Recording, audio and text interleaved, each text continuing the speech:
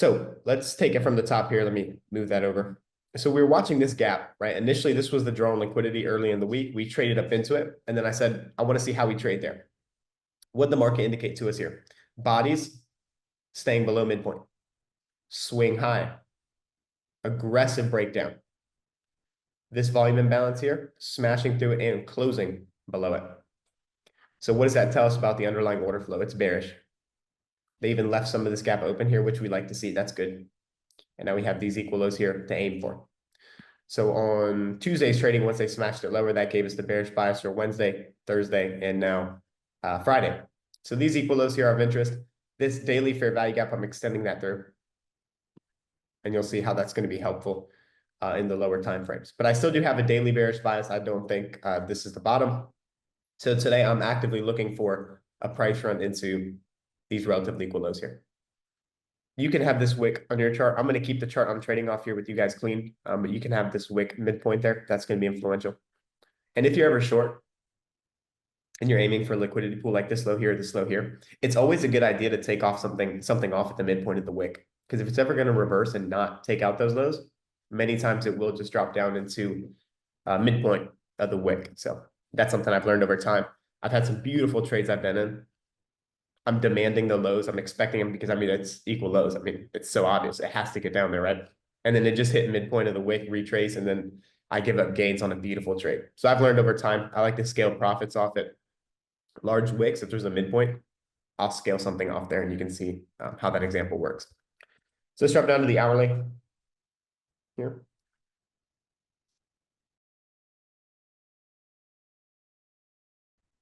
And we want to label this, right? Because this is previous week's low. That's going to be a significant liquidity pool as it relates to the weekly and daily chart. So looking at this daily inversion fair value gap that we extended through from back here.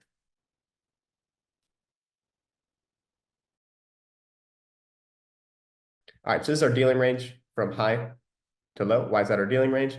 Because it's taken out liquidity. This side here took out buy side. This low here took out sell side. We traded up into a premium. Hourly fair value gap here, hit that, broke down sharply. Use this fair value gap as inversion. You'll see the body's perfectly respecting that. And then we traded lower. We were live on Tuesday. We wanted to see how we traded below these lows here and what it indicates to us. Displacement, right? That then allowed me to look for lower prices.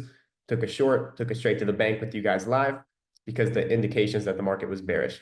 After that, I was able to give you guys that the market's likely going to keep trading lower and gravitate into this previous week's low. Even better that they left this fair value gap open. We can see the daily inversion fair value gap. We drop down to the lower end of it. Body's respecting the lower half. And look at that delivery right there. And then on the NFP release, wham, they send it lower. So I'm still looking for continuation. Obviously, I'll have to see clues of that as we get into the 9:30 open. But that's what it is that I'm looking for here for today's session. All right, 15-minute time frame. Key level I'm going to be watching is this 15-minute fair value gap here. So let me extend that through. Let's get a midline on there. Let's make that, I'll make it gray because I'm neutral. All right. Do have a breaker in here, so just be mindful of that.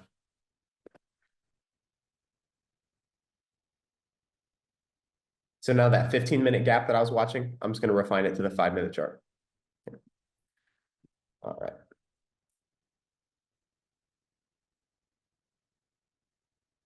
All right, so looking at regular trading hours, now we are opening with a gap down. So from where we settled the previous day to we're opening here. Efficiency quadrants. I do want to be mindful of the quadrants here in the first, at least the first 30 minutes of trading.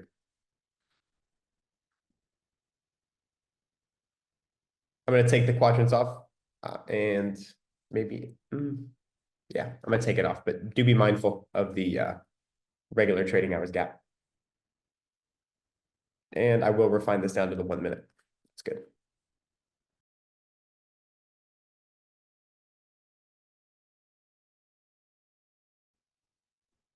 A few things I want to share with you guys. I want to give you guys the full panoramic picture, right? So we're watching this fair value gap here again. No two sides being called. We're very clearly looking for the previous week's low down here. Acceleration through that takes us into this sell side liquidity pool down here.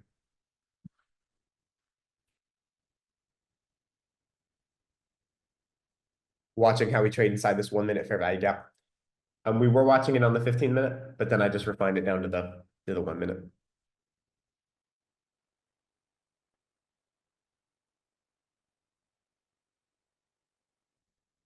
All right, first 2 minutes of action. I'm just being patient in here. I'm not in any hurry to do anything. It's non-farm payroll Friday. One of the reasons why I like to get paid early in the week, Monday, Tuesday on non-farm payroll weeks, is because it just puts me in a relaxed position, right? I don't have to worry about, oh gosh, I got to make something happen here in this Wednesday price action. I got to do something in here, or Friday non-farm payroll. I have to do something here. It puts me in a relaxed position where I can just let the market do whatever it wants. And hopefully you guys can see why these days here, tradable, right? Wednesday through Friday is tradable for non-farm payroll, especially if you're more experienced. But for a newer trader, not that easy of market conditions, right? You may have the equal lows as a draw, but it's going to be a whole lot of back and forth. And if you don't know how to navigate that, it can be a bit more stressful. It can make you lose confidence. It can do a lot of things. So looking at the current market structure that we're working with here, huge gap down here with the non-farm payroll release. I always get questions about do we ever want to trade before it? And this is usually from newer traders. But absolutely not, right? Let's say you're offsides on this, right? Dylan, we were bearish though. I mean, look, I would have been able to make, 250 points in a minute. But imagine if you are offsides. Imagine being in 2 or 3 minis, you're long, and they tear it 250 points lower.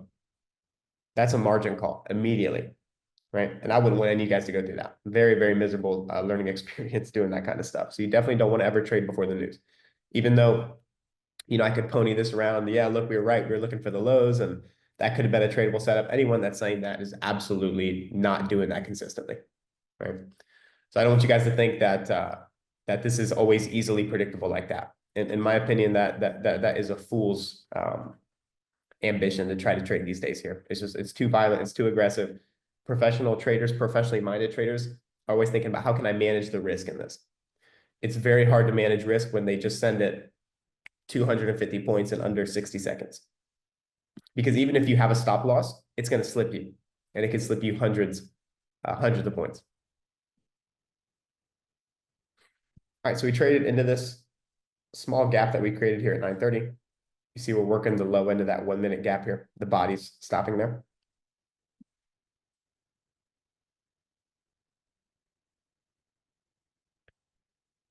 Because we are opening with a gap down, I do want to give the market an opportunity to work into that gap.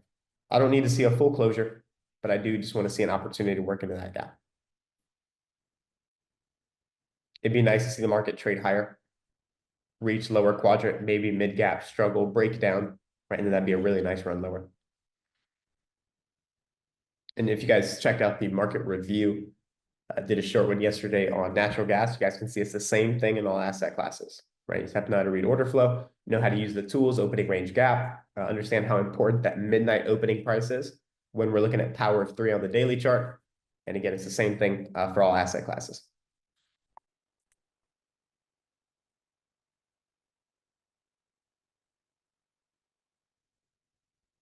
Hourly chart. We're inside this breaker here. This should just be on the 1 minute, 1 second.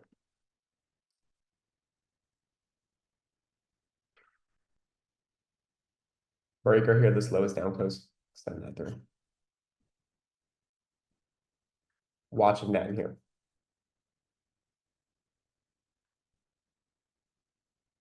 So I'm going to take that red rectangle off. You can see it overlaps with that 1 minute gap we have. Just do be mindful that that's an hourly breaker when we are bearish, right? All right, so here's our first presented gap in here. Our first fair value gap.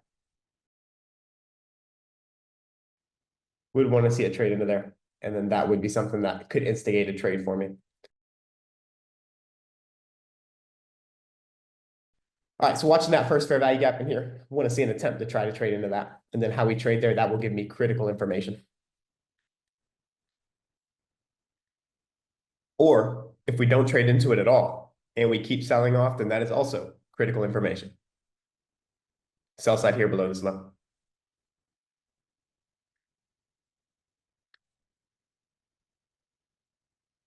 Very heavy markets, right? 1 minute gap that we used. So let's say you're using like this 5 minute fair value gap here. There's nothing wrong with that, right? Or even if you're using the 15 minute, there's also nothing wrong with that. They're all confirming the same thing, right? We can't even get up to midpoint. It's extremely bearish. We have the 15 minute breaker block here, or the hourly. Hit that, dropping like a nail.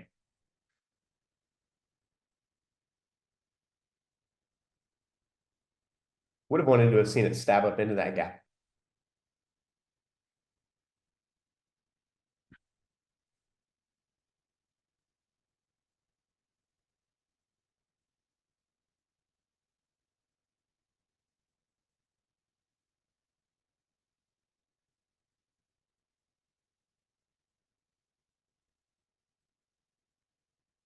So here at 9:30, they just swept that high there. Not much of a Judas swing, but enough to run the buy stops here. All right, so now that we're inside that first fair value gap, I'm studying how we're trading there. Let me see what the ranges are looking like. Yeah, we do have open ranges, so do be mindful. The ranges are open. You don't want to accidentally blow an account, not knowing that the ranges are massive. So trading up into that gap, I'm studying to see if we leave some open.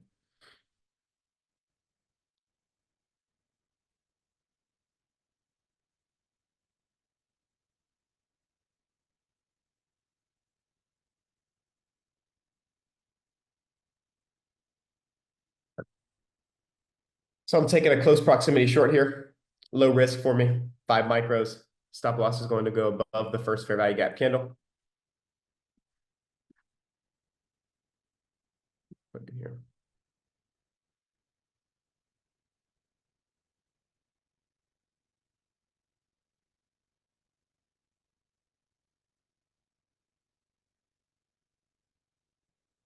Because it is in the first few minutes of trading, I also do want to be in with low risk as well.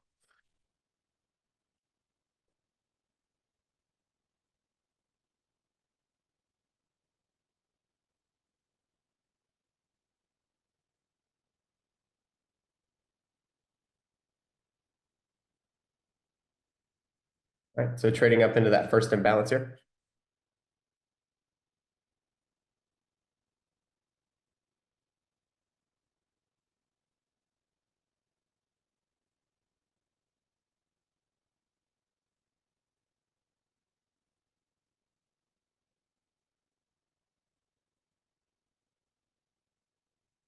First partial comes off here below the low a day.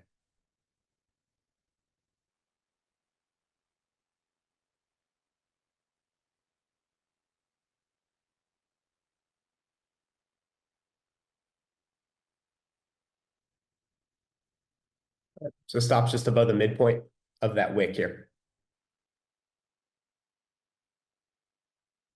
Now that we traded to the high end of the fair value gap, I want to see speed lower from here.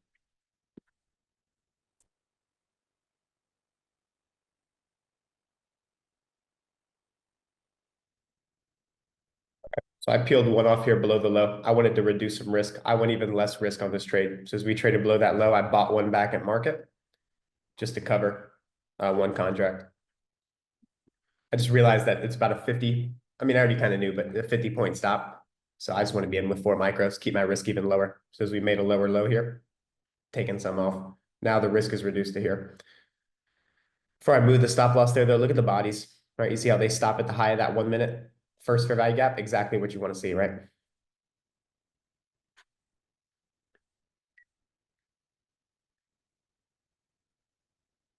So if you notice my stop placement right above the wick midpoint. Now I drop the stop though, because the market should not get above that initial fair value gap if we're bullish, or sorry, if we're bearish. All right, there's second partial there. The stop's going to be rolled down even more. Would not want to see a return to midpoint of that gap. And then from here, want to see acceleration into that last downside target,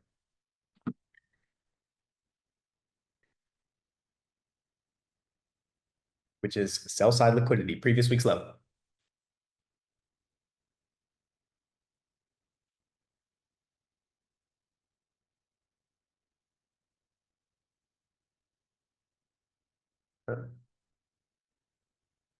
This low back here, that's what we're aiming for. That's in the crosshairs.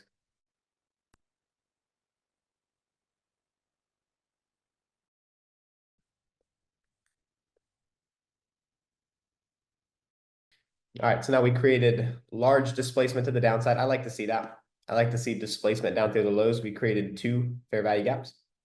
Right, so as we trade back down into this one, I do want to see this fair value gap here. Repel price lower.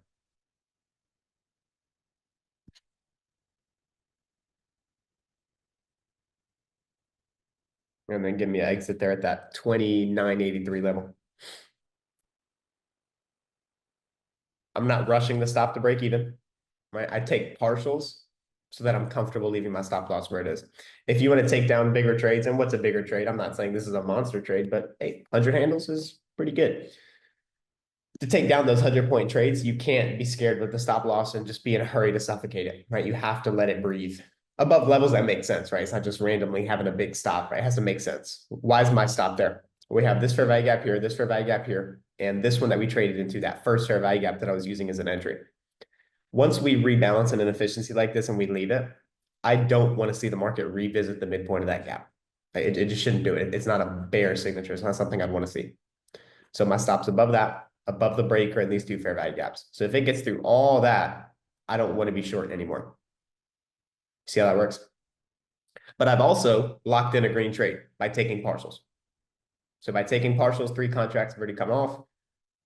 No matter what, it's going to be a profitable transaction. Not as profitable as if it would be if it hits these lows, right? But no matter what, I'm still locking in green going into the weekend. So there's a very delicate balance, right? Very delicate balance to managing a stop loss, getting in, managing your equity curve, right? Because to be a profitable trader, you can't just be a wizard on the charts. You have to be a good money manager. And what I share with you guys is how I'm a money manager, right? Like, for example, went up early in the week.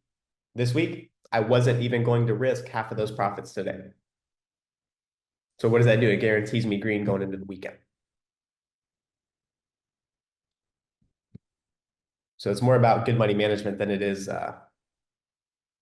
being a time traveler on the charts. So I want to see more strength in dollar.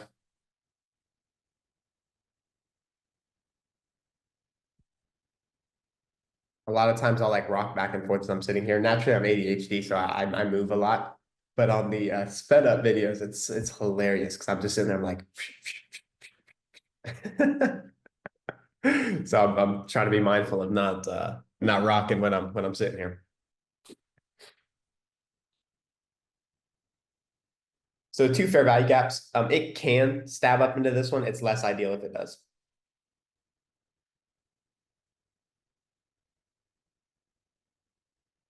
But just right there is a newer trader, right? From this low, just to that low right there. That's 50 points, right? That's good eating.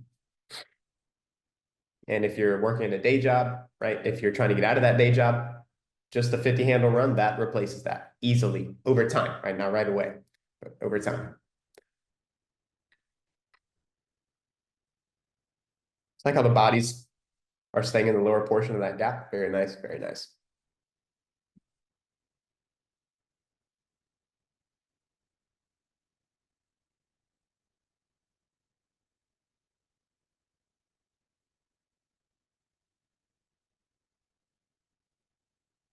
Dollar rallying, I like to see that. Strength in dollar is going to pour gasoline on NASDAQ dropping.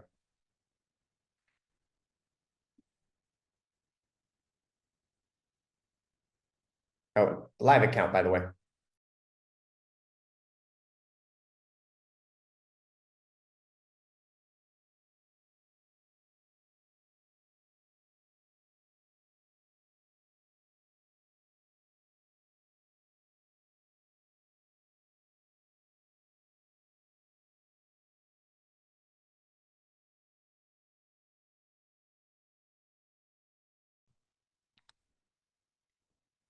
All right, so I like how this gap here is holding price. I do want to see it send it lower, right? We've already traded up into it once, twice, now a 3rd time, and now here a 4th time.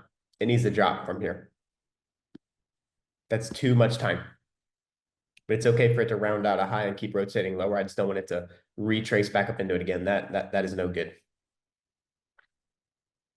But I do like how the bodies are still staying in the lower portion. So everything's still bearish.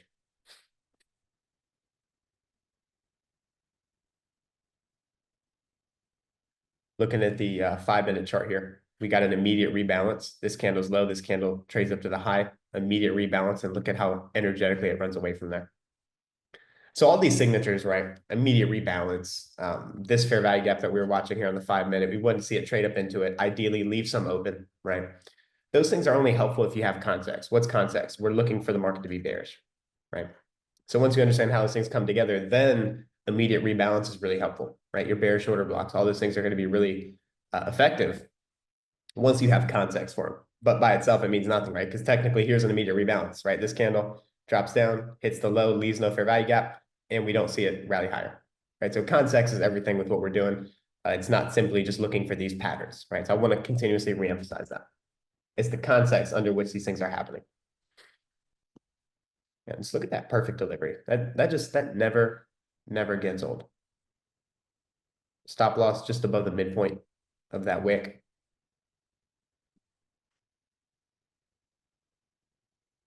All right, so hitting this fair value gap yet again, but still staying in the lower portion. So I'm comfortable with that. I would not be comfortable with it trading through this swing high and displacing above it. If it does that, then I'll likely just hit the X on that and call it a week here. But it would be nice for it to just run down into those lows, give me my grand slam exit, moonwalk on out of here. Well, of course, before I do that, I'll take questions, do it and do a short review.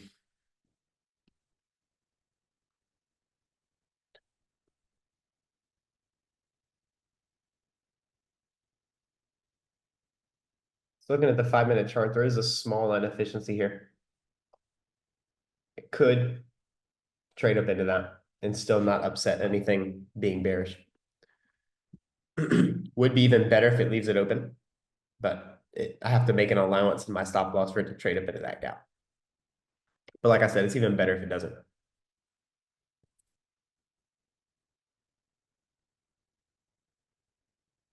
So you may see this as a bear flag. You guys know we try to fade these ideas, right? Like a bear flag. However, when there's a draw that's lower, many times these are the bear flags that'll actually work. All right, so looking at that 5-minute chart, we did stab into that 5-minute gap here. I'm observing how we trade there. I want to see a quick rejection lower. We've taken out buy stops here. So that is a stop run. Now I want to see an immediate rejection lower. I don't want to see it make ground above this high. That would not be bullish.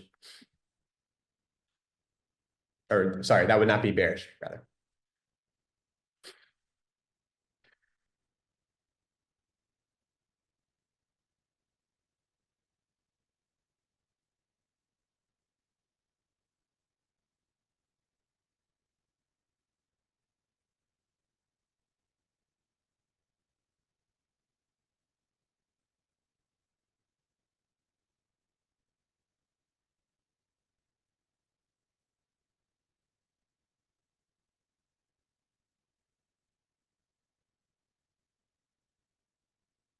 I'm going to trim even more risk. I wouldn't want it to overlap that fair value gap and take out this breaker here, this candle here.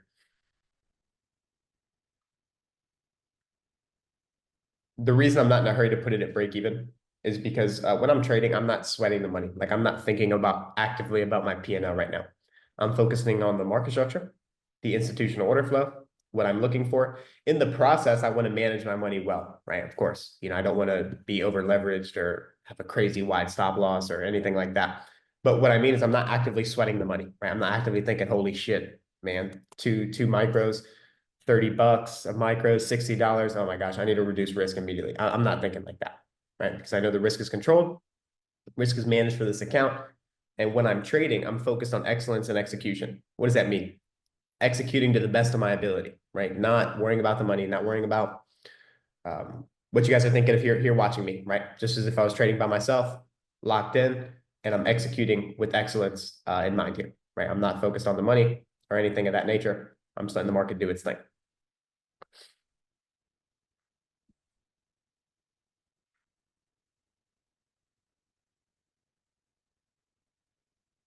So you see what I mean? Trading above this high. Hey, Julio, I see your hand, brother. I will get to your question as soon as we deliver my grand slam here. Market trades above this high. What I say above this high, we need to see it quickly reject. Why? Because this is a run on stops in a sell program. In a sell program, when the market is bearish, we want to see stops taken like we did here and a quick rejection. Same thing here, right? Stops taken, quick rejection to the downside. Those are signatures I read into in the institutional order flow that tell me a market is bearish, right? Or that tell me a market is either shifting other direction. There you go. We did it again. Now let me ask you, who's doing it like this, bringing receipts for the entire year? So now for downside targets, some of you guys may be holding runners. If you are, what are we looking for next? These lows down here. I'm paid, so I don't give a shit what the market does from here, to be truthful with you guys. But for analysis purposes, for learning purposes, we got these lows down here. But the previous week's low was delivered.